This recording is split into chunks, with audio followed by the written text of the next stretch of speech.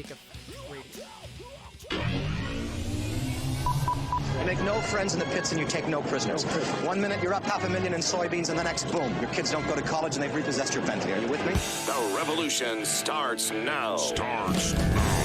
We have to pass the bill so that you can... You're listening to Lakeland's Lake Effect Radio, the official home of Lakeland Sports. If you want to watch or listen, you can tune to lakeeffectradio.org/sports. Are you dreaming of something greater? A college degree, better job skills, a rewarding career? The Ohio Army National Guard can help you get the education you need to land the career you've always wanted. The Ohio National Guard Scholarship Program could pay 100% of your college tuition at Lakeland Community College. You're eligible for the scholarship as soon as you enlist, and you can attend school while serving right here in Northeast Ohio. Learn more about these great benefits by calling Staff Sergeant Danielle Davis at 440-225-3720 today. Call 440-225-3720 and go Guard. The Rain Center Student Collaboration, with the consultants to improve their abilities in communication with their ideas to writing, all types of written and all subjects. Students do not need to drop off their papers to be proofread, but work with a consultant on improving their writing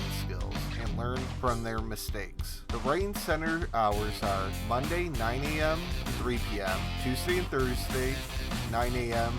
to 8 p.m., closed Friday and Saturday. Walk-ins are accepted based on tutor availability. For one-on-one personal research assistance, make an appointment with a Lakeland librarian. Lakeland librarians offer personal help with research for assignments, projects, and papers. Stop by the library, reference desk, or call 440-525-7425 to schedule an appointment for a 20, 30, or 40-minute session. The library is located on the 3rd floor of the CEDA. Are you dreaming of something greater? A college degree, better job skills, a rewarding career? The Ohio Army National Guard can help you get the education you need to land the career you've always wanted. The Ohio National Guard Scholarship Program could pay 100% of your college tuition at Lakeland Community College. You're eligible for the scholarship as soon as you enlist, and you can attend school while serving right here in Northeast Ohio. Learn more about these great benefits by calling Staff Sergeant Danielle Davis at 440-225-3720 today. Call 440-225-3720 and go Guard. Welcome in to the Mason Talk Sports Show. Today is Thursday, February 27th, and we got a lot of things to talk about. One thing I definitely want to get to later in the show is the Cleveland Cavaliers. Now, Cavaliers obviously started the season pretty rough. We had all the John Beilein drama, slugs versus thugs, whatever that whole thing was, but right now, ending the month of February, in the last 5 games the Cavaliers have played, which included facing the Miami Heat twice and the Philadelphia 76ers, the Cavaliers have won 4 of 5. So they are on a roll. They are absolutely getting things going under the J.B. Bickerstaff era. I want to talk about that. I want to talk about some other NBA stories and some other NFL stories. But before we get to all of that, we have to start with Baker Mayfield. And it's not necessarily something I wanted to talk about in terms of Baker Mayfield. In fact, it's something that I've been avoiding for a long time. And it's really a stupid story, but it was actually reported by an NFL reporter yesterday. Tweeted. It was on Twitter. It was Ian Rappaport. And Ian Rappaport, I'm pretty sure he works for NFL Network. He's got, all these credentials, all that. And he reported that Baker Mayfield is planning to lose weight before this upcoming season. And this was a big storyline. It wasn't a storyline during the season. Nobody really cared. But after the season, after the Browns had been, failures, confirmed as failures, winning only 6 games and everybody was fired, people started throwing Baker Mayfield under the bus because of his weight. And Ian Rappaport reported that Baker put on weight to try to bulk up for the 2019 season, try to be more durable, all that, and now he plans to slim down to be a quicker quarterback in 2020. And I hate the fact that this is a story. I hate the fact that this is something people feel the need to talk about, because I have defended Baker Mayfield so hard, especially on this story. I don't think it matters. I do not understand why people are so infatuated with the weight, with the size, with the shape of Baker Mayfield. I don't think it matters. It is absolutely stupid that this is a story people are talking about. Your quarterback's weight, it shouldn't matter. It shouldn't matter. What matters is, can they throw the ball effectively? Baker Mayfield weighed in at 215 pounds during the 2018 Scouting Combine. So pretty much 2 years ago to this exact date, Baker Mayfield was 215 pounds, and he probably played around that weight in his first season with the Cleveland Browns. Now, we don't know how much more he weighed in 2019. It looked like he gained at least more than 10 pounds. But I didn't think that that was why he was an ineffective quarterback. I don't think that the size of your quarterback should matter, because we've seen many quarterbacks from many different bodily shapes be effective. I mean, look at Ben Roethlisberger. That dude's huge. And he's been a really good quarterback in the AFC North for like 20 years. And then you compare Ben Roethlisberger to a guy like Lamar Jackson, who's a twig, but he's really fast. And he's able to be effective because he can move around, he can throw the football. And then even if you look at guys who are around the same height as Baker Mayfield, like a Drew Brees or Russell Wilson, they're not these skinny, super, just tiny guys. They're not like a twig. They're not buff. I mean, your quarterbacks, the point I'm trying to get to, the size doesn't matter. And I hate the fact that people were obsessing about it. I hate the fact that people were talking about how he was not in shape. It shouldn't be a thing that matters. I mean, I think that Browns fans should know by this point that it doesn't matter. We have had the most average-looking quarterbacks ever. I mean, Brian Hoyer, incredibly average-looking. He was just a normal dude who was, throwing passes. He wasn't effective. You had Brady Quinn, who was literally like, the buffest quarterback in the history of the NFL. He was ineffective. It doesn't matter. What matters is, can they throw the football? And Baker has shown that he can. Baker can throw the football effectively. And the reason why this story bugs me is because one of the things we've seen with the 2019 Cleveland Browns, and one of the things that we have continued to see pour over into the offseason, is excuses. There have been a lot of excuses. A lot of excuses. A lot of things have been blamed. A lot of people have been blamed. A lot of blame has been thrown around. Obviously, you blame Freddie Kitchens, and he deserved it. He obviously deserved it, and he was fired. You blame John Dorsey. He was fired. Odell Beckham Jr., he was less than productive, and we don't know. We don't know why he was less productive than usual. Some say, including Odell Beckham, it was because of the, core muscle injury that he suffered, and that probably had something to do with it. But I also think that part of the reason why Odell Beckham Jr. was underperforming was the fact that he didn't really show up to too many of the voluntary offseason programs. He went to like one OTA, and then he called it a summer until training camp in late July. There were excuses surrounding Odell Beckham Jr. There were excuses surrounding Myles Garrett. I mean, Myles Garrett, I said when Myles Garrett came back from his suspension and he did the Outside the Lines interview with ESPN, I think he should have just moved on. He shouldn't have made it a story. He shouldn't have made it anything more than it already was. But he made an excuse, and could that excuse be true? Yes, it absolutely could be true, but we don't know because the NFL is not going to release it. That was a pointless excuse. And I think there have been a lot of excuses about Baker Mayfield and about why Baker Mayfield's been bad. I think the Browns have a lot of problems. And I hope that this excuse doesn't prohibit Baker Mayfield mentally from absolutely being hungry to put in the work necessary. Baker Mayfield can lose as much weight as he wants. Baker Mayfield can, trim down, he can put on muscle, he can do all that. He can come in looking like Hercules, and it's not going to matter if he doesn't put in the work to learn the schemes. If he doesn't put in work with Odell Beckham Jr. If he doesn't put in work with, Kevin Stefanski, breaking down film, all this stuff. I look at Baker Mayfield's weight, I look at his size, and I don't think it matters as much as a lot of his other problems. I think the fact that he basically came out mid-season last year and said that he wasn't ready, he didn't prepare enough in the summer of 2019, I think that that's a bigger problem than him coming in with a little bit of extra weight.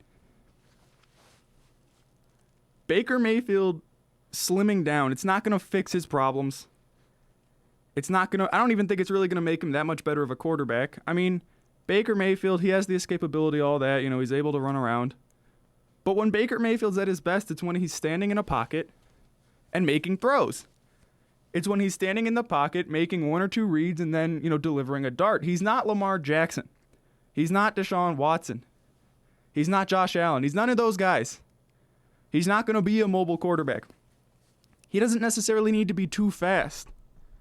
If losing weight helps him to be a little bit quicker, and it gives him a little bit better of an ability to, evade tacklers, all that, great. But I think that what Baker Mayfield should be focusing on right now is exactly what his offensive coordinator, Alex Van Pelt, said in his introductory press conference. Baker needs to work on stuff like foot stance. He needs to get the ball out a little bit quicker. He needs to have better knowledge of plays. He needs to be working on breaking down film.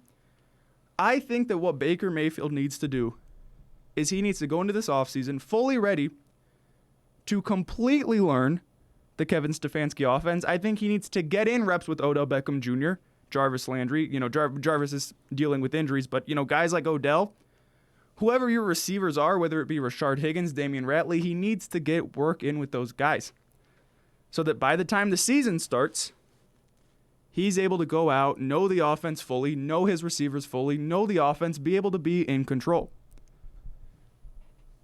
And his weight doesn't affect that. Baker Mayfield's weight does not affect his ability to know the offense and to be able to control the offense. So I just think it's a non-story. I think it's stupid. And, I'm not necessarily surprised people brought it up because people like to hate on Baker Mayfield for literally everything and anything. ESPN, they were talking about, as soon as ESPN, I don't remember who it was. It was NFL Network. They had an analyst who went on and said that he would rather have Case Keenum than Baker Mayfield this season. As soon as that take went out into the world, I knew that you can't really trust what any media member says about Baker Mayfield. So the weight issue, to me, it's a non-issue. I think it's an excuse, and I really think the Browns need to eliminate excuses. I think that should be something they're focusing on in 2020. Less excuses, more accountability, better football.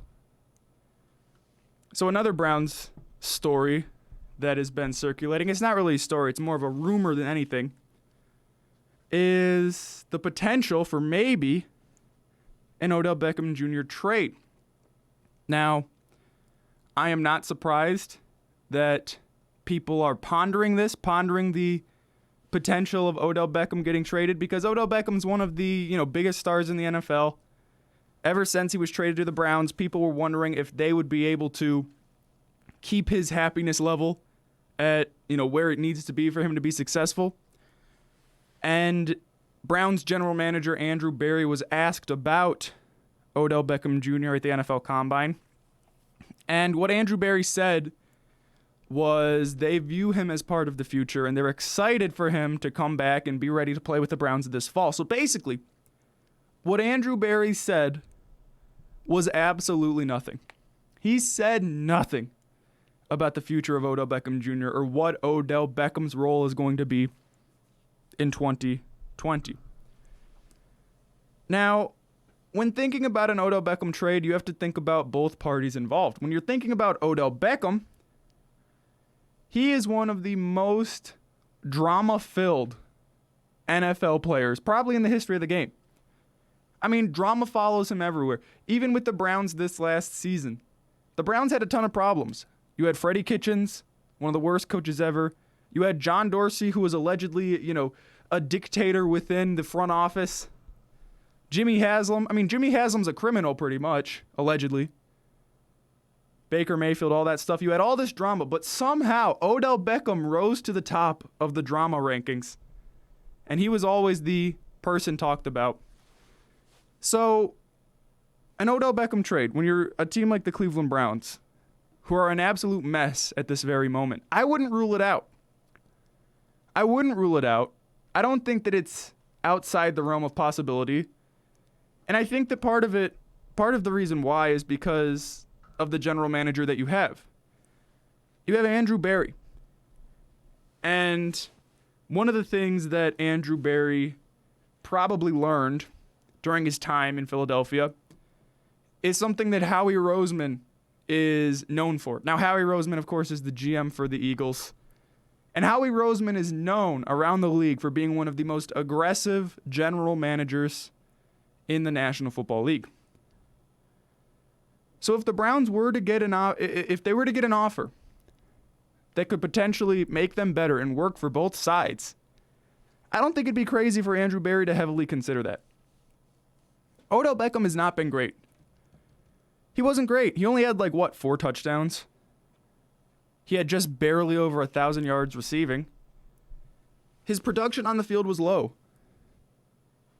And he didn't really put in the effort with Baker Mayfield. Now, I think part of the reason why Odell Beckham Jr. was very underwhelming in his first season was because of the injuries. We didn't find out about the injuries until postseason, but he was dealing with a core muscle injury that I don't remember the story exactly, but he could have had an operation done on it preseason that would have fixed the issue, but they decided not to. He played through the season hurt. So that obviously is not going to work well for your top wide receiver. He lost a little bit of his, explosive abilities with that. But I don't think that Odell Beckham put in the effort in the offseason to be ready to play with Baker Mayfield during the regular season. That's my opinion. I've been, very vocal about that. Odell Beckham skipped a lot of the offseason activities. He wasn't really around much until training camp started. And a lot of people point to the fact that, Baker and Odell, Odell, Jarvis, they're friends. They worked out together in LA. They got reps in by themselves. They were working behind the scenes. That's all great. That's all good when you're getting throws and catches, all that. But once you get on the field, it's a whole different scenario. And Baker and Odell didn't really have much work on an actual field. They didn't really have any experience together within the Freddie Kitchens, Todd Monken offense. Odell didn't play in the preseason. He didn't play until week 1, and it didn't seem like he was ready. And it didn't really seem like he was ready all season. Odell Beckham Jr. was one of the problems in the 2019 season. He wasn't the main problem. I think the main issue was the fact that you had basically a corrupt front office and coaching staff. That was probably the biggest issue. But Odell Beckham wasn't the reason why the Browns were bad. He wasn't the reason why, but he definitely didn't help. And if the Browns were to get a massive offer for Odell Beckham, they would be stupid not to consider it. Now, key word in that situation is massive offer.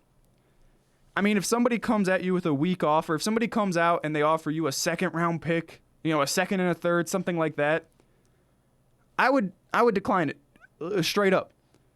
The Browns have the leverage in this situation. You have the talent. You have Odell Beckham, and Odell Beckham has said that he's willing to play with you in this upcoming season. He's going to be on the field. He's not going to hold out. None of that. He's not going to, go all NBA on you and demand a trade. None of that. He'll play. You have the top asset. So if somebody comes at you with a weak offer, something centered around a second-round pick, you absolutely should deny it. And the New York Post is reporting that the Browns are going to get less than what they gave up for Odell Beckham. Now, what you gave up for Odell Beckham was a first, a third, and Jabril Peppers. So the New York Post is alleging that you are not going to get anything better than a first-round pick, a third-round pick, and Jabril Peppers. So if you're not going to get much better than that, maybe at most you'll get a late first, like a first-round pick from the Patriots or something, I wouldn't accept that. I don't think that you should just trade Odell Beckham just to trade him. I don't think it's addition by subtraction. I don't think that that's the scenario we're in. But Odell Beckham Jr. is a risk. Keeping him is a risk. he didn't necessarily sound too thrilled when he found out he'd be staying with the Cleveland Browns. His quote was, "Not going anywhere. I'll be here. We're going to figure this thing out. It's too special to leave." He didn't sound thrilled. He sounded like he was accepting the fact that he'll be with the Browns, but he didn't sound thrilled. So keeping him is a risk. But I don't think it's a big enough risk to trade him for, pennies on the dollar. I don't think that it's worth that. Having Odell Beckham comes with, it's a risk. It comes with problems. I mean, I'm sitting here questioning the work ethic, talking about his drama, all that stuff. But I still think that having that talent is worth more than, a second-round pick or a third-round pick, something like that. Trading Odell Beckham just to trade him doesn't seem like a good idea. Now, Radio.com provided a list of teams that could potentially be a destination for OBJ. And those destinations were the Buffalo Bills, the New Orleans Saints, the New York Jets, the 49ers, and the New England Patriots. Those are the possible destinations. And, whoever would be willing to give up a, mid to early first round pick or a meaningful player, I might consider it. And by meaningful player, I mean somebody who can come in and actually have an impact on the offense. Not just some safety. Like if somebody comes at you with a player the caliber of Jabril Peppers, you turn that down. I'm only doing it for a valuable first-round pick. Like if the Jets offered their first-round pick, you have to consider that. Because the Jets have a pretty solid first-round pick. I know that they have a better or a worse pick, technically speaking, than the Browns, but that's still a pretty good pick. I would only do it for a solid draft pick or a meaningful player. I don't think it's going to happen. I don't think the Browns are going to trade him. They have the leverage, and if they get a weak offer, they're probably just going to deny it. He's a good receiver. It's not a guaranteed success if he stays. I mean, he could get upset. He could cause drama, all that. But my hope is that he stays and he's able to sort of conform to the Kevin Stefanski offense. And by conform, I mean not beg for the ball every single week. Because in order for the Browns to have a great offense, Baker Mayfield needs to have the freedom to make his reads and throw to who he determines is the best person to throw to. That's what we saw in his first season. That's what we saw when Baker was a rookie. He was going through his reads, throwing to whoever was open, not focusing in on Odell Beckham. So if OBJ is back in the 2020 season, I hope he provides Baker Mayfield that sort of freedom. But we'll just have to wait and see. If I had to bet money on it, I would say Odell Beckham Jr. is probably going to be a part of this roster in 2020. So a little bit of news came out earlier today that affects the Browns a little bit, but it involves the Minnesota Vikings. So Everson Griffin is a Vikings defensive end who is set to hit free agency. He's been with the Vikings for a long, long time. And according to Vikings head coach Mike Zimmer, they think that the best situation for Everson Griffin is Minnesota. And they want to have him back. And Everson Griffin has said that he wants to be back with Minnesota. So both sides seem to be in agreement that Everson Griffin, best situation for him as a player is to go back with the Minnesota Vikings. Now, what does this mean for the Cleveland Browns? It means a little bit. It's not a huge story. It's not a huge impact. But a lot of people were pointing to him. A lot of people were pointing to Everson Griffin as a possible replacement if the Browns were to move on from Olivier Vernon. So if Everson Griffin and the Minnesota Vikings are able to agree on a contract, that means he will not be available. One less player, one player will be not available for the Cleveland Browns to sign as a replacement for Olivier Vernon. And I spoke on this earlier this week. I don't think the Browns should cut Olivier Vernon. I don't think they should. I don't think that they should just move on from him just because he has a big salary coming up this season. I think the Browns have far too many holes on their defense to just move on from a player with the, talent level of Olivier Vernon. But even if this situation were to work out, like even if Everson Griffin was available and the Browns cut Olivier Vernon and they were able to bring in Griffin and add him to this defense, I don't really think that would have made much sense. I mean, think about it. He has no connections to the Cleveland Browns. Everson Griffin has nothing. Everybody likes to point to Kevin Stefanski. They say, oh, Kevin Stefanski, Minnesota Vikings. Everson Griffin, Minnesota Vikings. There's a connection. But did Everson Griffin really have a connection with Kevin Stefanski? I mean, think about it. Kevin Stefanski was the offensive coordinator for the team for 2 years. Offensive coordinator. Everson Griffin was a defensive end. I mean, it's stated right there in the title, defensive end. He didn't play on the offensive side of the ball. He was on defense. He didn't really have a connection at all to Kevin Stefanski. So there's not really a connection there. I mean, if you cut Olivier Vernon, you weren't just guaranteed to get Griffin based on the Vikings connection. And another thing that a lot of people pointed to, and one thing that I noticed pretty early on in my Everson Griffin research, the guy's 32 years old. He's not young. He's not young, fresh. This isn't you're upgrading Olivier Vernon with somebody, he's 3 years older than Olivier Vernon. So you're not getting an upgrade in the age department either. And if there's one thing we know about the analytical approach, if there's one thing we learned from when, Sashi Brown, Andrew Berry, and Paul DePodesta were fully running the show, it's that they value youth definitely over some older players, somebody like Everson Griffin, who's 32 years old. I mean, when you're 32 years old in the NFL, especially when you play a position like defensive end, where every single snap you are immediately running with full force into, the offensive lineman ahead of you who's doing the exact same thing, it's going to wear and tear on your body. So when you're 32 years old, you're on the back nine. You're getting close to the finish line. And Everson Griffin, I mean, if you bring him in at 32 years old, there's no guarantee that he's going to still be productive. And Andrew Berry knows that. And analytics says that you shouldn't sign players that are in the end of their prime of their career.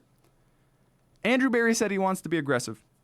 He said he wants to be aggressive. He wants to make aggressive moves, and people are saying that he's going to be aggressive within free agency.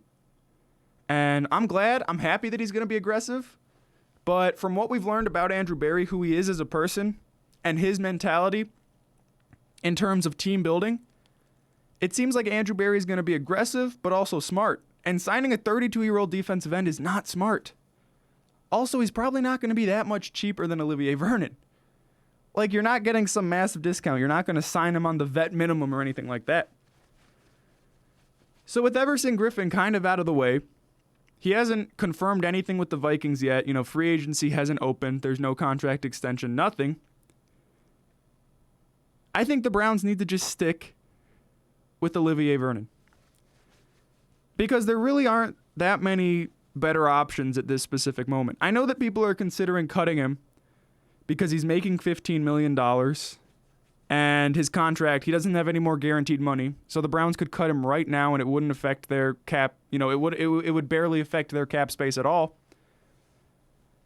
But if you just cut Olivier Vernon, you're creating a hole that will be difficult to fill.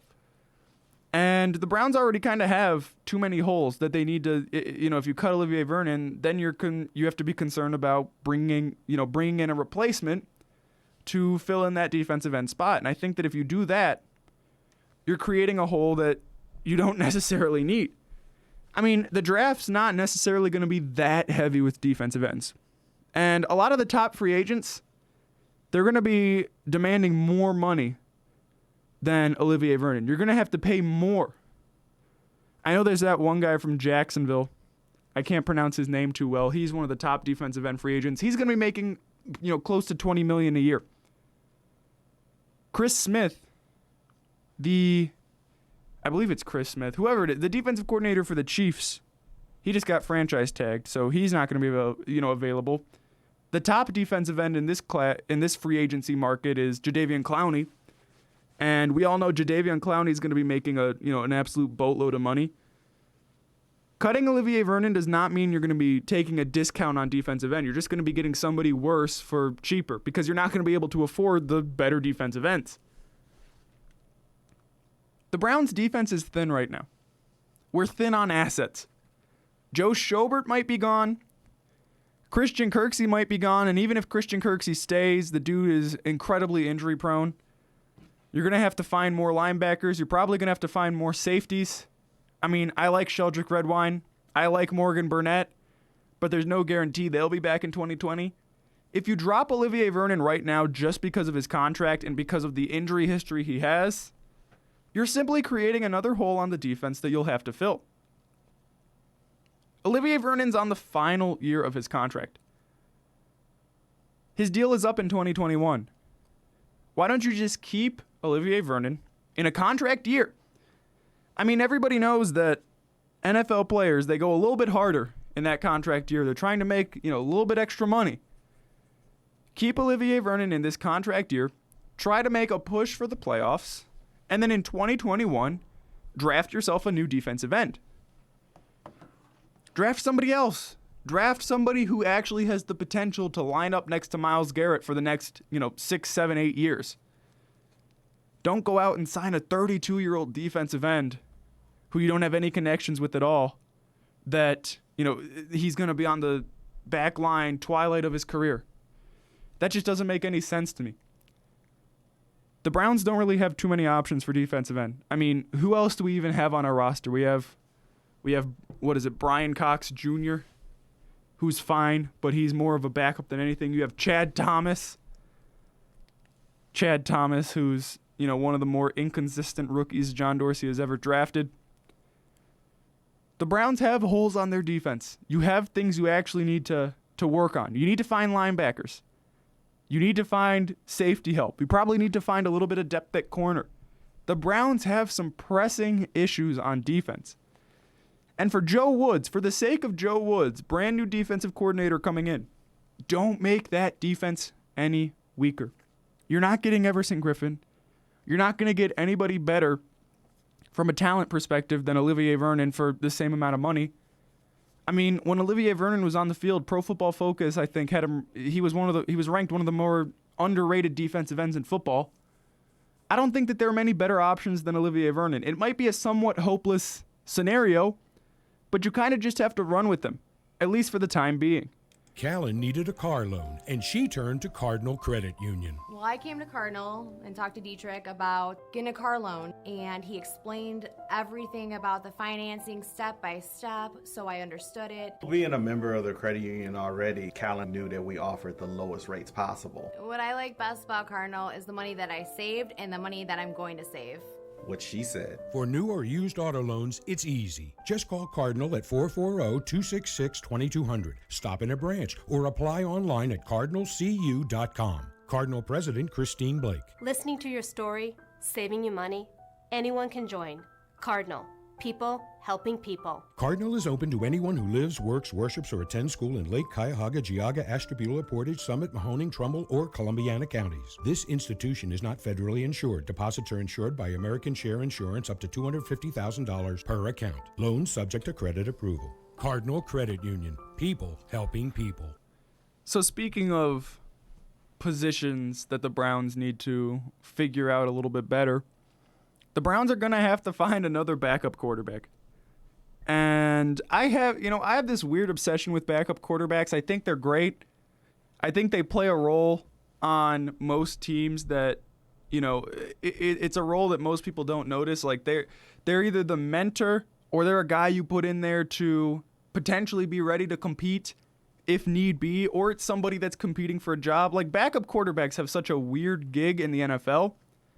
But if you have somebody in front of them who's incredibly, like if you have a Tom Brady in front of him, you never have to play because he's always healthy.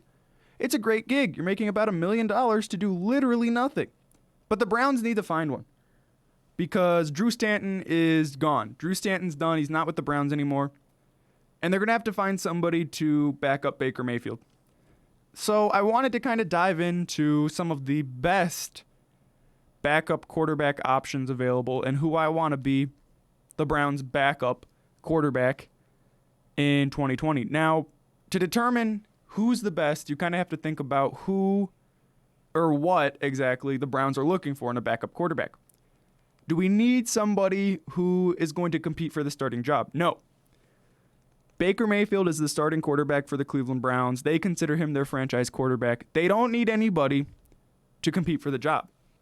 All that'll do is create controversy. So that's not what you need. You don't need somebody to go in there and try to win the job. What do they need, though? Like, what do they need? What are the Browns looking for in a quarterback? They need somebody who is ready to play. They need somebody who can sort of be a mentor to push Baker Mayfield. And that's kind of what they're looking for. Somebody who's always ready, somebody who's able to help young quarterbacks, a mentor. So let's start with Chase Daniel. Now, Chase Daniel, it was reported by Jason La Canfora that the Browns are interested in him. They're interested in Chase Daniel's services. And this is a really interesting option for the Cleveland Browns because Chase Daniel is truly the quintessential backup quarterback in the NFL. The dude is 33 years old. He's coming off playing with the Chicago Bears. He got in for like a game, and I don't think he was really that great. But he's been around the NFL for a long time. Everybody knows Chase Daniel. They've always seen him around. He's always been a backup. He's never actually competed for a job. He's never really done anything meaningful in his career. Chase Daniel's the type of guy that if he gets in the game, you are screwed. You're not going to win the game. You're not really going to do much. Chase Daniel might make one or two throws. But if you sign Chase Daniel, it's basically just a rerun with Baker Mayfield. Chase Daniel's not winning you a game. He might not even win you a possession. I mean, if he gets in the game, who knows if he'd even be able to score a touchdown. I'm sure he would with this offense when you got, Nick Chubb, Odell Beckham, all those guys. But if you bring in Chase Daniel, you're basically just doing a rerun with what you had with Drew Stanton. You're relying on Baker Mayfield to be healthy for all 16 games.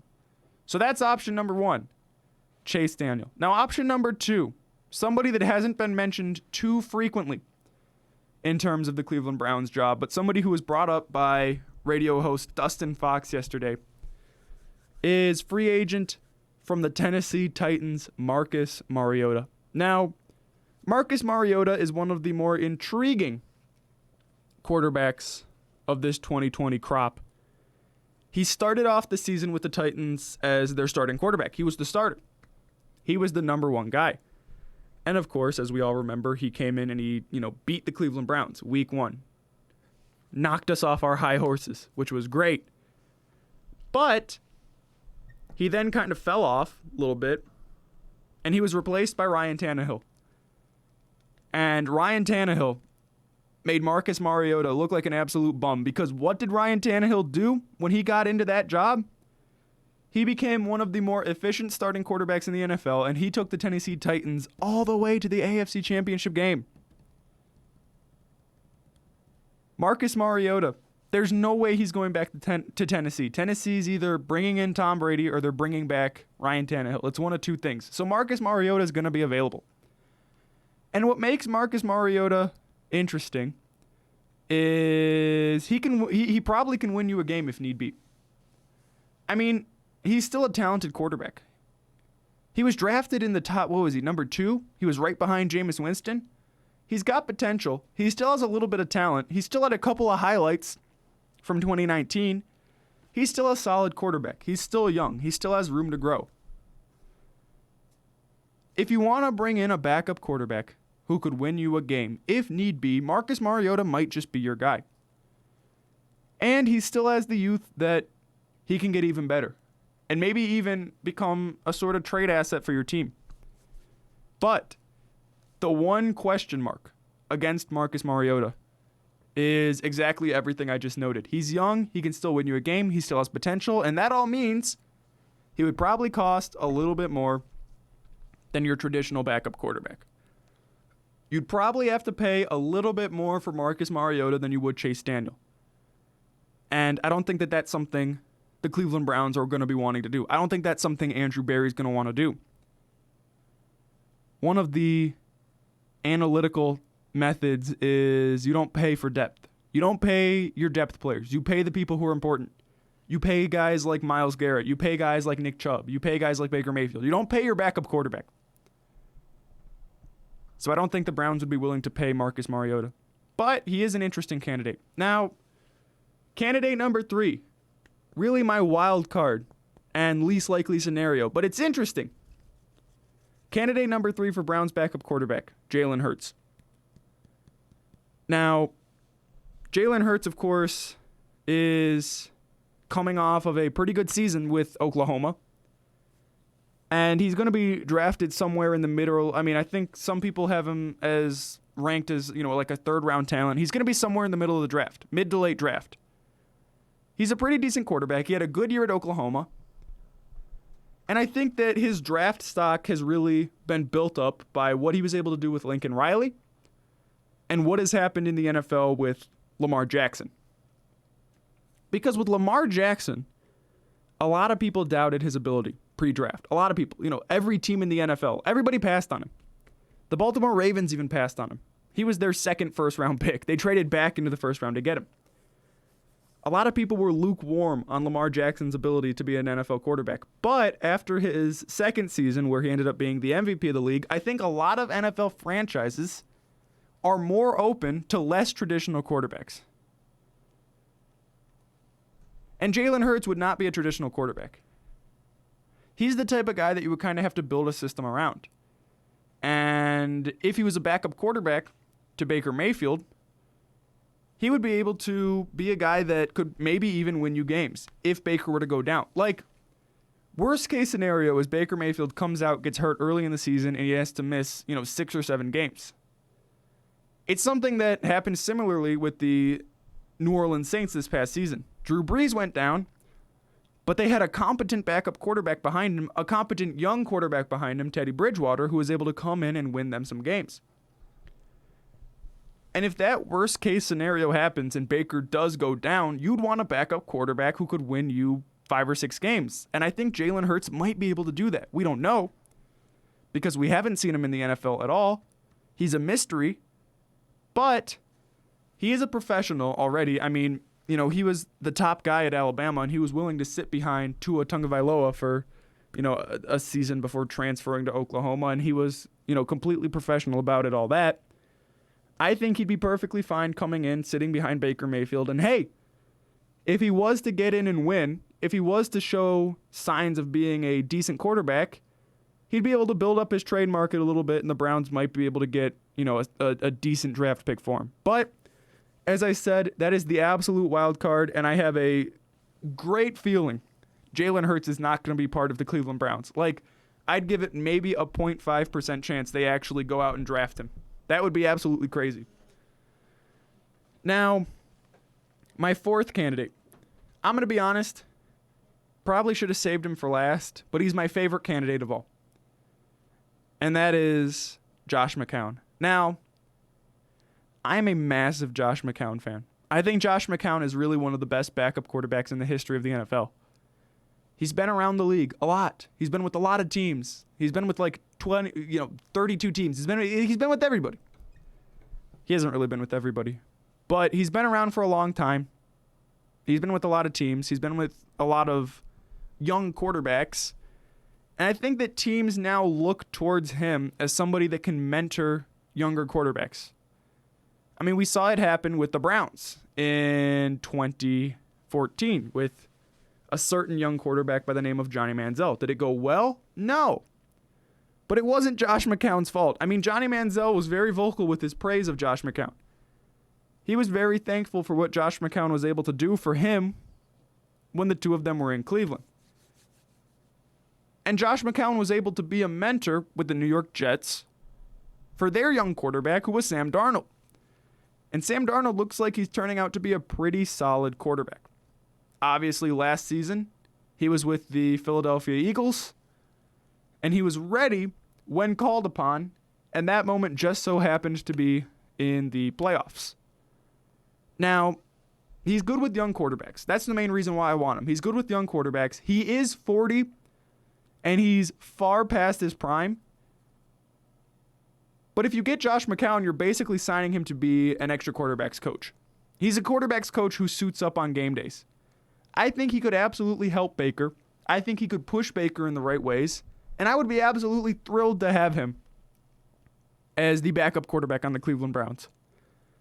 Now, on to option number 5. Really probably the best option, probably the option that makes the most sense, and that is Case Keenum.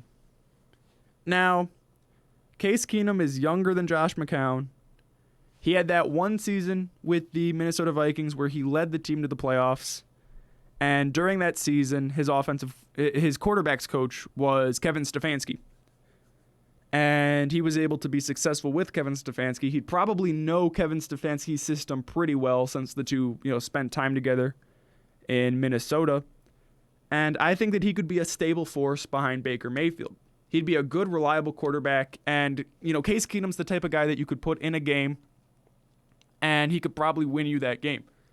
He's still pretty talented. He'll probably cost a little bit more than a guy like Chase Daniel, but I definitely think that Case Keenum is probably the best option for Browns backup quarterback. That would be the guy that I'm looking for before any of those other people that I mentioned. But yeah, so that was that was Cleveland Browns backup quarterback talk with Mason Talks. So I want to move on. I want to keep talking about quarterbacks, but I want to talk about quarterbacks from a different team. That team specifically being the Washington Redskins.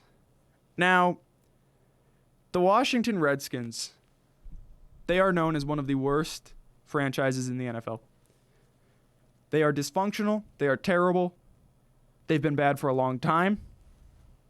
They've been bad ever since Robert Griffin III got injured. Not much goes well for the Washington Redskins, but they do have a little bit going for them right now. They do have a good coach in place. Ron Rivera is the type of coach that can turn that team around and make them a professional team once again. And at the NFL's scouting combine, Ron Rivera, of course, he had a press conference. It was one of his first press conferences with the team. And he was asked about his quarterback. He was asked about Dwayne Haskins. Now, the Redskins have a really interesting situation with Dwayne Haskins because Haskins was a really good quarterback at Ohio State. He was that big guy who could throw a bunch of touchdowns. He threw 50 touchdowns in his season with Ohio State. He was great. But he went into Washington and he was thrown into the starting lineup probably sooner than he should have been. And he struggled. He was not good. He started in 7 games. He only threw for about 150 yards per game. He had 7 touchdowns, 7 picks, and he really wasn't that relevant. So people were asking Ron Rivera at the combine, hey, are you committed to Dwayne Haskins? And he said that they're going to keep their options open. He said yes. He said that, yeah, they're committed to Dwayne Haskins, but they'll always have their options open. That's never the type of confirmation you want to hear from your coach, especially not when you consider the fact that during this combine week, the Redskins are going to be interviewing Tua Tagovailoa and Joe Burrow. So while they say they're committed to Dwayne Haskins, they're also interviewing the top 2 quarterback prospects in the draft, and they have the second pick. If I was Dwayne Haskins, I wouldn't be feeling real great right now. I wouldn't be feeling real secure in my job. When you're a team like the Washington Redskins, one thing you need to consider is that you always have a second chance with these quarterbacks. You're never locked in. If your young quarterback is really bad and you don't have confidence in him, you can just move on. Most NFL teams don't do it. Most NFL teams hold on to that young guy far longer than they should, but you can do it. And Dwayne Haskins was not a good quarterback. As I said, he only threw for about 150 yards per game. He wasn't really that relevant. It wasn't all his fault. I mean, he was playing for the Washington Redskins, and the team kind of stinks. Darius Geis was one of their best offensive weapons. He spent most of the year sitting on the bench with an injury. His coaching staff was terrible. The ownership group's terrible. He was destroyed by the Redskins. He couldn't even pull them up a little bit. He couldn't even raise their abilities a little bit. They were terrible. And Dwayne Haskins was terrible. He wasn't a good quarterback. You can always move on. That's something the Redskins need to consider. You can always move on. Maybe Dwayne Haskins still has a little bit of potential. Maybe Ron Rivera could open him up and make him the quarterback that they were hoping they were getting when they drafted him in the first round. But smart teams don't settle when they know they have a poor quarterback. Smart teams know when to move on, even if it's a year later. Look at the Arizona Cardinals. The Cardinals aren't one of the best teams yet. They didn't make the playoffs yet. But they knew that they didn't have a good quarterback in 2018. In the 2018 draft, the Cardinals selected Josh Rosen with the 10th overall pick. And he was bad. He was not a good quarterback. They could have ran with him. They could have let him get another year under his belt. They could have given him a second chance. But they didn't. They moved on. They had the first pick in the draft, and they selected Kyler Murray. And Kyler Murray was pretty good. Offensive Rookie of the Year. He looked like a good quarterback. It looked like they made a good selection with that pick. With Kyler Murray and Cliff Kingsbury, the Arizona Cardinals are on a better path now than they were before. They're on a better path now than they would have been with Josh Rosen. Good teams don't settle for poor quarterbacks, even if that poor quarterback is young. I mean, look at some of the best teams in the NFL right now. Kansas City Chiefs. The Kansas City Chiefs had a very good quarterback in Alex Smith. Alex Smith had consistently taken that team to the playoffs. But they knew they couldn't settle, so they traded up in the draft. They got the 10th pick in 2017, and they took Patrick Mahomes. Look how that worked for them. Baltimore had Joe Flacco. Joe Flacco won that team a Super Bowl. Joe Flacco was the Super Bowl MVP. He was a Baltimore Raven for life. You know, once you win your team a Super Bowl and you're named the MVP of that Super Bowl, you are part of that team's legacy for life. Joe Flacco was a good quarterback. Joe Flacco was leading the Ravens to some, solid success. Was he great? No. The Ravens knew that, and they moved on to Lamar Jackson. That worked out pretty well for them, 14-2. The team can't win a playoff game, but they went 14-2. Good teams don't settle. I don't think the Washington Redskins should settle for Dwayne Haskins. You have a brand new coach. You're trying to set your team off on a new path, a path towards success. You have Ron Rivera, and I think that Ron Rivera deserves to do it his way. If he wants to settle for Dwayne Haskins, then fine. Let him run with Haskins again. So be it. But if Ron Rivera wants to be aggressive, and he wants to start his tenure with his own quarterback, someone like Tua or Joe Burrow, if the Bengals decide for whatever reason to pass on Joe Burrow, then the Redskins as an organization, they should absolutely agree with him. The Redskins are a terrible franchise. They got a good coach. They're heading in the right direction. And I think if they're smart, they'll know to get a better quarterback. So I was at the Cavaliers game last night. And I'm going to be honest, I was not expecting a win. I knew the 76ers were a good team. And I know that the 76ers, they've had their bumps this season. Joel Embiid and Ben Simmons, they haven't necessarily blended together too well. But that was a good team. And Joel Embiid started the game on the floor. Cavaliers were able to pull out a 108-94 victory without Andre Drummond. Tristan Thompson was the starting center for that game. Part of the reason why is because Joel Embiid had to leave the game with a shoulder injury.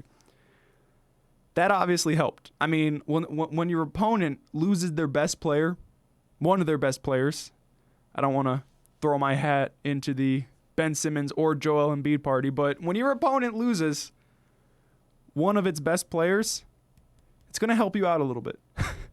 It's going to help you out a little bit. And the Cavaliers were definitely helped out by the fact that Joel Embiid left the game. And one of the interesting parts about that victory was the fact that from the first minute of the game to the last, the Cavaliers' offense ran as one cohesive unit. They ran smart, good, clean basketball. And they did it without Andre Drummond. And I think that's at least a little bit interesting. And some people noticed that. Some people noticed it. Some people talked about it on Twitter. Andre Drummond didn't play in the game, and I think that's something that the Cavaliers need to consider. The offense ran smoother. Colin Sexton, Darius Garland, Kevin Porter Jr., they played better with Tristan Thompson and Larry Nance. Their pick-and-roll offense, it ran better. I mean, Colin Sexton finished the game with 28 points. He did really good, but, despite that individual performance, the offense as a whole played great. They had good ball movement. Everybody was getting involved. Kevin Love was hitting shots. The offense played great. And I think one of the questions you need to consider if you're Kobe Altman or if you're JB Bickerstaff is, was the offense thriving because Andre Drummond was not out there? And I think the answer to that question is maybe. I mean, the offense was able to move faster. They weren't really forced to succumb to, Andre Drummond post-ups, Andre Drummond isolations, or, worst case scenario, Andre Drummond three-point attempts. Tristan Thompson played great, and he has been playing great ever since Andre Drummond showed up. I think that might have lit a fire within Tristan Thompson, letting him know that, hey, we can upgrade and be better than you. And I think the offense definitely played better yesterday when Tristan Thompson was the starting center, which is really interesting. But does that mean that Andre Drummond is a bad fit? I would say no. I just think it means that the Cavaliers are more comfortable with the guys that they know. I mean, look at your core. You have 3 young guards. You have Darius Garland, who's, 20? Colin Sexton, who's 21, and Kevin Porter Jr., who's like 19 years old. You have a group of young guys, and they spent the entire first half of the season playing with Tristan Thompson, Larry Nance, and Kevin Love. They're dealing with a coaching change right now. You're moving on from the John Beilein system into the JB Bickerstaff system. And when you go through change, you tend to fall back onto what you know. And they don't know playing with Andre Drummond. They've only played in like 5 games with him. So when your offense runs primarily through 3 young guards, it just seems natural that when things get tough, they're going to fall back into what they know. And what they know is playing with Tristan Thompson and playing with Larry Nance and playing with Kevin Love. I don't think that Andre Drummond's a bad fit. I just think that it's a weird time to be a part of this Cavaliers team. I think that if the Cavaliers were smart, and if Andre Drummond's a smart player, he'll realize that the best way for him to fit and the best way for him to be good here is for him to fall into a pick setter role. I mean, Andre Drummond clearly wants to be a massive part of the offense. He wants to be a low post guy. He wants to shoot threes when he's open. He wants to be kind of isolation, but that's not who he is. And that's not who the Cavaliers need. The Cavaliers need Andre Drummond to be somebody who can come in and set strong picks. Give Darius Garland, Colin Sexton, Kevin Porter Jr., give him good, solid picks. Let him work with something. And I think that that's what he needs to be if he wants to be successful. But luckily for the Cavaliers, if he can't figure that out, they can just move on. I mean, if Andre Drummond gets really mad, if he starts throwing off the flow of the offense, if he starts causing problems, Cavs can just move on. He's got a player option, and if he doesn't want to be here, he'll just leave. And if the Cavaliers really don't want him, he becomes an unrestricted free agent in 2022. He becomes an unrestricted free agent in 2021. So I don't think the Cavaliers I don't think they have their hands tied with this one. I think that if Andre Drummond wants to fit in, he'll fit in. If he doesn't, the Cavaliers will move on. So, last thing I want to talk about today, something I'm actually legitimately mad about. And it doesn't really have too much to do with sports. It has more to do with television. One television network specifically, and that's YouTube TV. So I found out right before the show, YouTube TV is going to be dropping Fox regional channels because of a dispute they're having with Sinclair Media. Now, Sinclair is the company that owns networks like, Fox Sports Ohio, Sports Time Ohio. They own the Yes Network, which is the television company that broadcasts Brooklyn Nets games stuff like that. And they clearly were getting along with YouTube TV, at least for a little bit, because YouTube TV was one of the few streaming services that provided you all sports. They have ESPN, TNT, and they had the Fox regional channel. So you were able to watch everything. You didn't have to miss out on anything. And now they're in a dispute, and YouTube TV announced that they are going to be dropping the Fox regional channels. They're going to be moving on. And this change is going to happen starting March 1st. So literally, within the next few days, Fox Sports Ohio is no longer going to be on YouTube TV. And it stinks because that's the only one. Like, that was the only streaming service that was perfect. They had every sports channel you needed. They had the ESPN. They had Fox Sports. They had TNT. They had all that. I mean, when you start looking at the other ones, I had Hulu TV briefly, and Hulu TV was trash. It never worked. It always was lagging. They had too many ads, and they didn't have all the stations I wanted. YouTube, I mean, Sling TV, people throw out Sling TV, but Sling TV, you're not guaranteed to have all the channels you want. I don't even think Sling TV, I think there are some packages that don't even come with sports at all. YouTube TV was the perfect sports streaming network, and now they're blowing it. And I honestly think that YouTube TV is going to lose a good amount of its fan base. I think they're going to lose a lot of customers due to this, because I think that a lot of people were purchasing their service because of the reason why I purchased it, and it's because they have all the sports. There wasn't any, they weren't really missing anything except for the NFL Network. And nobody really cares that much about the NFL Network except for Thursday Night Football, occasionally. You lose YouTube TV, YouTube TV loses Fox Regional. And I think they're going to lose a lot of fans because of it. I think they're going to lose a lot of customers because of it. I think they're going to see the effect. I think they're going to feel the effect financially. And I'm truly genuinely upset about it, because I honestly don't know. Like, how am I even going to watch sports anymore? How am I going to watch the Cavs? How am I going to watch the Indians? How am I going to get all that stuff done? Everybody talks about cord cutting, move on from cable, move into the new generation, all that good stuff. But nobody can do it right. There's never going to be a non-controversial streaming network. Somebody's always going to be missing something. Somebody's always going to get into a dispute. And it's upsetting, and it's stupid. But this has been the Mason Talk Sports Show. I want to thank you for tuning in. Thank you for listening. I'll see you in my next show. Goodbye.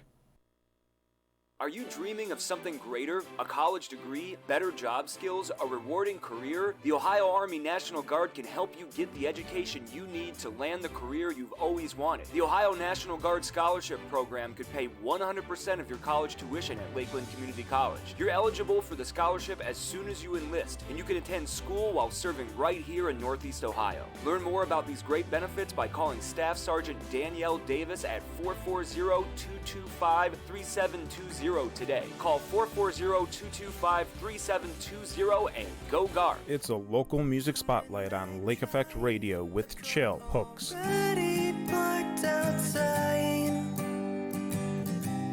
an unlocked door, a wretched